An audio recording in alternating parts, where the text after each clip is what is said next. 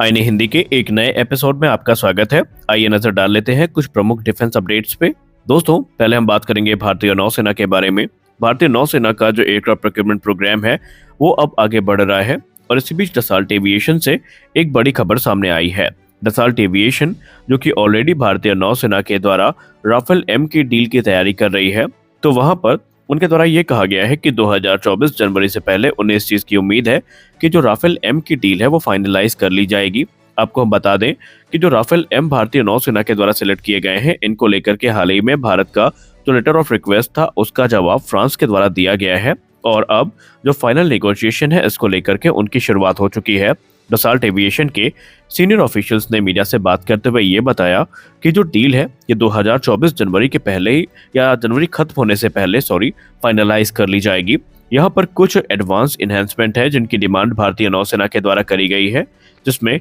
Meteor air to air missile, इसके अलावा SCALP cruise missile और इंडियन मेड वेपन सिस्टम शामिल हैं। भारतीय नौसेना ये चाहती है कि जो राफेल का वेरिएंट उनके द्वारा ऑपरेट किया जाए उसमें भारत के द्वारा बनाई गई जो एयर टू एयर मिसाइल्स है, जिसमें बेसिकली अस्त्र मार्क 1 और अस्त्र मार्क 2 का नाम सामने आ रहा है, उनके इंटीग्रेशन की बात कही गई है। इसके अलावा जो रुद्रम सीरीज की एंटी रेडिएशन मिसाइल है और ब्रह्मोस एनजी जैसी क्रूज मिसाइल्स हैं, इनके इंटीग्रेशन को लेकर के भी भारतीय नौसेना काफी इच्छुक है। हालांकि ब्रह्मोस को लेकर के अभी हम ये क्लियरली नहीं कह सकते कि वो राफेल एम के स्ट्राइक पैकेज का हिस्सा बनेगी या नहीं, लेकिन जो अस्त्र मिसाइल है इसको लेकर के माना जा रहा है कि डसाल्ट एविएशन को भी इससे कोई प्रॉब्लम नहीं होगी। ऑलरेडी भारतीय वायुसेना के जो राफेल की फ्लीट है उसमें इनकी इंटीग्रेशन की बात की जा रही है और अगर उसमें ये मिसाइल इंटीग्रेट करी गई तो भारतीय नौसेना के जो राफेल एम फाइटर जेट्स हैं आने वाले भविष्य में हमें उसमें भी जो ये अस्त्र मिसाइल है ये देखने को मिल सकती है। वहीं इसके अलावा और भी दूसरे जो वेपन सिस्टम है उनको भारतीय नौसेना के द्वारा एक्टिवली कंसीडर किया जा रहा है।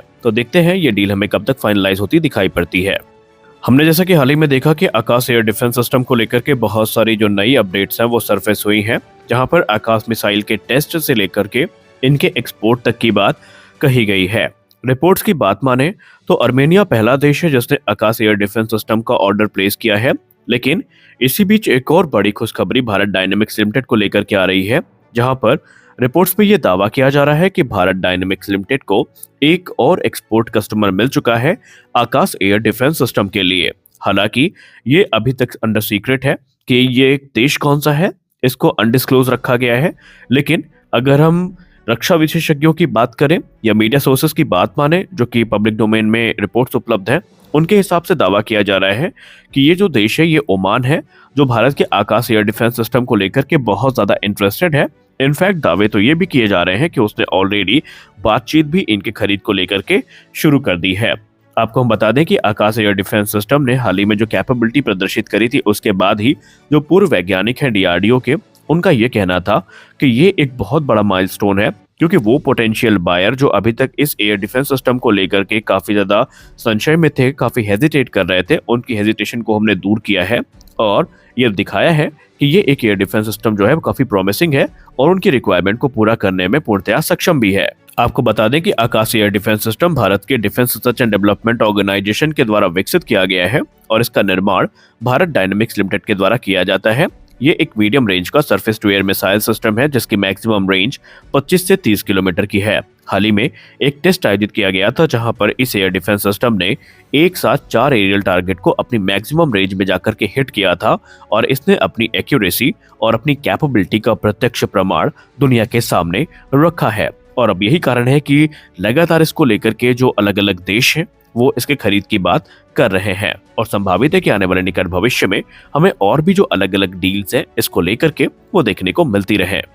अपनी अगली अपडेट में बात करने वाले हैं रूस के एक ऐसे एयरक्राफ्ट के बारे में जिसने वेस्टर्न मीडिया में काफी ज्यादा सुर्खियां बटोरी हैं और वो है मिकोयान MiG-41, जिसको लेकर के ये दावा किया जा रहा है कि ये दुनिया का पहला हाइपरसोनिक एयरक्राफ्ट होगा जो कि हाइपरसोनिक वेपन्स को कैरी करने में सक्षम होगा और इसकी टॉप स्पीड मार्क 4 से लेकर के 4.5 या 5 तक हो सकती है। लेकिन जो ये क्लेम रूस के द्वारा किए गए हैं ये वेस्टर्न मीडिया में जो एनालिस्ट हैं, खासकर जो एविएशन एनालिस्ट हैं, उनको रास नहीं आ रहे हैं। क्योंकि उनका ये दावा है कि फिलहाल तो जो हाइपरसोनिक एयरक्राफ्ट हैं ये सिर्फ परिकल्पनाओं में है, वास्तविकता का रूप लेने में इन्हें बहुत टाइम लगेगा। क्योंकि अगर आप ऐसी स्पीड पे बात करते हैं कि ये हाइपरसोनिक स्पीड पे ट्रैवल करेंगे, तो सबसे बड़ी बात यह है कि क्या आपके पास इस प्रकार के जो मटेरियल्स हैं वो उपलब्ध है कि जो इतनी हाई स्पीड को विथस्टैंड कर सके। क्योंकि अगर आप मौजूदा 5th जनरेशन फाइटर एयरक्राफ्ट की बात करें तो एक सुपरसोनिक की स्पीड में भी काफी देर तक उड़ाने में उनके जो स्टेल्थ कोटिंग है वो उखड़ने लगती है। तो सबसे बड़ा सवाल ये है कि क्या रूस के पास ऐसे मटेरियल विकसित हो चुके हैं कि जो हाइपरसोनिक स्पीड को विथस्टैंड कर सके। क्योंकि अगर ऐसा है तो ये मान के चलिए कि इन एयरक्राफ्ट की जो मेंटेनेंस है वो बहुत ज्यादा हाई होने वाली है। दूसरी बात, क्या रूस के पास ऐसे वेपन्स है जो इस हाइपरसोनिक एयरक्राफ्ट से वो लॉन्च कर सकता है। क्योंकि जो नॉर्मल मिसाइल्स हैं उनसे ज्यादा तो एयरक्राफ्ट की स्पीड होगी, तो ऐसे में संभावनाएं यही हैं कि ये खुद की मिसाइल जो है एयरक्राफ्ट को हिट कर सकती हैं। तो यहाँ पर बहुत सारे चैलेंजेस हैं और इस समय जो वेस्टर्न मीडिया है रूस के इस दावे को सिर्फ एक प्रोपेगेंडा कह रही है। क्योंकि जिस प्रकार की रूस की हालत है उसको देख करके फिलहाल तो उम्मीद कब है कि जो एक हाइपरसोनिक एयरक्राफ्ट का कॉन्सेप्ट है ये रूस के द्वारा जल्द से जल्द देखा जा सकता है। और एक सबसे जेन्युइन क्वेश्चन जो इस प्रोग्राम को लेकर के जो लॉकहीड मार्टिन के पूर्व कह सकते हैं इंजीनियर्स है उन्होंने उठाया है कि हाइपरसोनिक स्पीड पे जो एयर फ्रिक्शन की वजह से एक्सट्रीम टेम्परेचर होगा, क्या इनका कॉकपिट उतना मॉडर्नाइज होगा कि जो पायलट की सुरक्षा कर सके और एयरक्राफ्ट को सही सलामत उस कह सकते हैं स्पीड पे उड़ा सके। तो बहुत सारे सवाल हैं जिनका जवाब मिलना बाकी है और अभी तक जो वेस्टर्न मीडिया है ये सिर्फ इसे रूस का एक प्रोपेगेंडा मान रही है। आपको क्या लगता है, क्या वाकई रूस किसी ऐसे प्रोजेक्ट पे काम कर रहा होगा? आप अपनी राय कमेंट सेक्शन में जरूर दीजिए।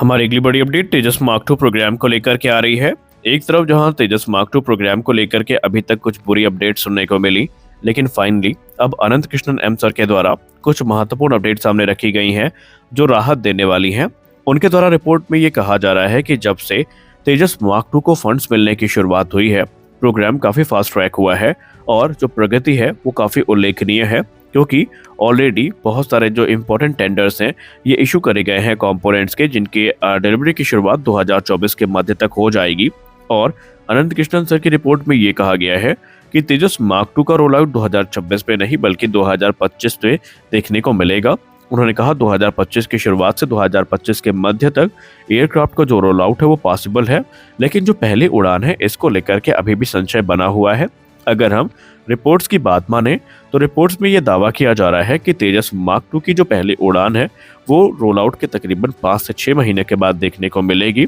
या वर्स्ट केस में इसमें 1 साल का समय लग सकता है और ये डिपेंड करेगा जो इंटीग्रेशन कॉम्प्लेक्सिटीज हैं इनके ऊपर। खैर, जो पूरा का पूरा अभी इकोसिस्टम है ये विकसित हो चुका है और तेजस मार्क 2 के निर्माण की तैयारियां शुरू करी गई हैं। और अच्छी खबर ये है कि रिपोर्ट्स इस तरफ भी इशारा कर रही हैं कि तेजस मार्क 2 के लिए जो एडिशनल फंड्स हैं ये भी एलोकेट किए गए हैं, यानी एडिशनल फंड्स भी तेजस मार्क 2 प्रोग्राम के लिए अब दिए जा चुके हैं, जिसके बाद से इनके निर्माण की जो प्रक्रिया है ये तेज की जाएगी। आपको हम बता दें कि तेजस मार्क 2 बेसिकली 2029 से 30 के बीच में इसको प्रोडक्शन में उतारने का जो लक्ष्य है ये लेकर के हिंदुस्तान एरोनॉटिक्स लिमिटेड आगे बढ़ रही है। क्योंकि तकरीबन 200 से ज्यादा जो एयरक्राफ्ट है ये भारतीय वायुसेना के लिए कंसीडर किए जा रहे हैं और अगर सब कुछ सही रहा तो अब किसी प्रकार की जो डिले है वो देखने को नहीं मिलेगी। क्योंकि पार्लियामेंट में खुद इस चीज को लेकर के काफी विवाद हुआ है और बार बार जो डिले हुआ है इससे parliamentary standing committee on defence काफी ज्यादा नाराज है। तो आज के इस वीडियो में बस इतना ही। अगले वीडियो में कुछ और अपडेट्स के साथ मिलते हैं, तब तक के लिए जय हिंद।